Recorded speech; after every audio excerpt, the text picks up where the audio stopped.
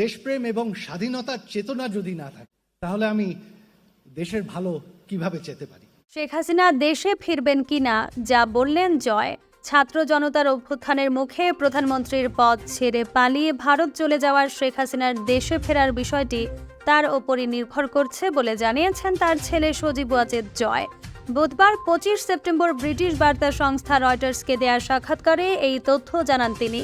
সাক্ষাৎকারে আওয়ামী লীগের রাজনীতি, জাতীয় নির্বাচন, বর্তমান অন্তর্বর্তী সরকারের সংস্কার কার্যক্রম সহ নানা বিষয় উঠে আসে। বাংলাদেশ সেনাবাহিনী প্রধান জেনারেল ওয়াকারুজ্জামান 18 মাসের মধ্যে নতুন নির্বাচন আয়োজনে অন্তর্বর্তী সরকারকে সমর্থনের যে কথা বলেছেন তাতে সন্তোষ প্রকাশ করে সজীব ওয়াজেদ জয় বলেন, শেষ পর্যন্ত আমরা একটা সময়সীমা পেয়েছি, এতে আমি খুশি। জয় বলেন, তবে এরকম নাটক আমরা আগেও দেখেছি, যেখানে একটি অসাংবিধানিক অনির্বাচিত সরকার সংস্কারের প্রতিশ্রুতি দিয়েছে এবং তারপর পরিস্থিতি আরও খারাপ হয়েছে।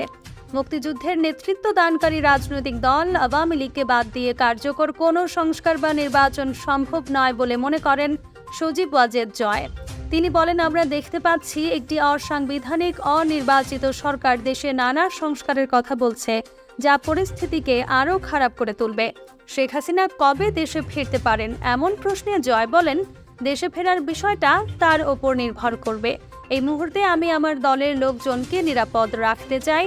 ইউনূস সরকার তাদের ওপর যে নিষ্ঠুরতা চালাচ্ছে সেটা আমি বিশ্ববাসীর কাছে তুলে ধরতে চাই।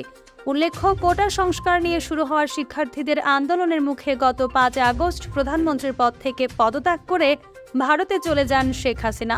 হাসিনা চলে যাওয়ার পর দেশের পরিস্থিতি স্বাভাবিক করতে সেনাবাহিনীর মুখ্য ভূমিকা পালন করছে। পরিস্থিতি যাই হোক না কেন, সেনাবাহিনী তার সমর্থন অব্যাহত রাখবে বলে জানান সেনাপ্রধান ওয়াকারুজ্জামান।